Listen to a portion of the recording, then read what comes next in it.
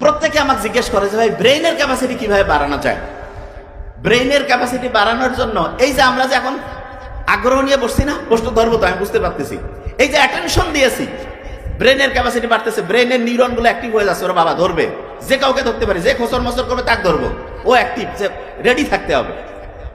এবং ইন্টারেস্টিং জিনিস, আমি গোটা জীবনে যতটুকু কোরআন পড়ছি, হাদিস পড়ছি, জ্ঞানী লোকদের উপদেশ শুনছি, সমস্ত উপদেশগুলোর মূল কাজ ছিল ব্রেইনের ক্যাপাসিটি বাড়ানো। কিভাবে? আল্লাহ বলছে যে অন্যের প্রশংসা করো, নাকি গীবত করতে বলছে?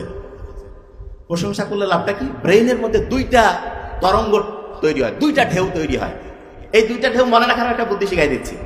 ইংরেজির একটা ছোট্ট অ্যাপ্রোপ্রিয়েট প্রিপোজিশন আছে না, অ্যাট, এটি, এ দিয়ে একটা তরঙ্গ আলফা ওয়েভ, কি নাম? আর টি দিয়ে আর একটা থিটা ওয়েভ, কি নাম? এই দুইটা হচ্ছে চাচাতো খালাতো ভাইয়ের মতো। এই দুই ভাই যদি একসাথে আসে, সবচেয়ে পাওয়ারফুল, সবচেয়ে শক্তিশালী হয়ে যায়। কিরকম শক্তিশালী? ওই দুই ভাইয়ের নাম জানি তো, যারা আকাশে বেলুন দিয়ে বিমান উড়াইছিল, ওই যে রাইট ভ্রাতৃদ্বয়, খেয়াল আছে? ঠিক তেমনি করে ব্রেইনের সবচেয়ে উপকারী দুইটা ঢেউয়ের প্রথমটা আলফা, তারপরেরটার নাম কি?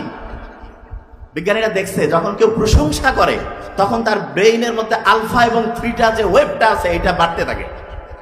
সুবহানাল্লাহ বলবেন না? সব হবে নাকি যে এই প্রোগ্রামে যখন শুনবেন আল্লাহর শুকরিয়া আদায় করবেন, আল্লাহর শ্রেষ্ঠত্ব বর্ণনা করবেন, এইটা করার সাথে সাথে আবার ব্রেইনের ক্যাপাসিটি বাড়বে। আলহামদুলিল্লাহ বলবো না এবার? আচ্ছা, অন্যের যখন সমালোচনা করি তখন কি হয়? তখন দেখা যায় ব্রেইনের মধ্যে হচ্ছে গ্যাঞ্জাম তৈরি হয়। গ্যাঞ্জাম মানেটা জি দিয়া না, কি দিয়া? ও বুঝেন নাই, জিতে গ্যাঞ্জাম বুঝার জন্য বলতেছি, জি দিয়ে হয় গামা ওয়েভ, কি নাম?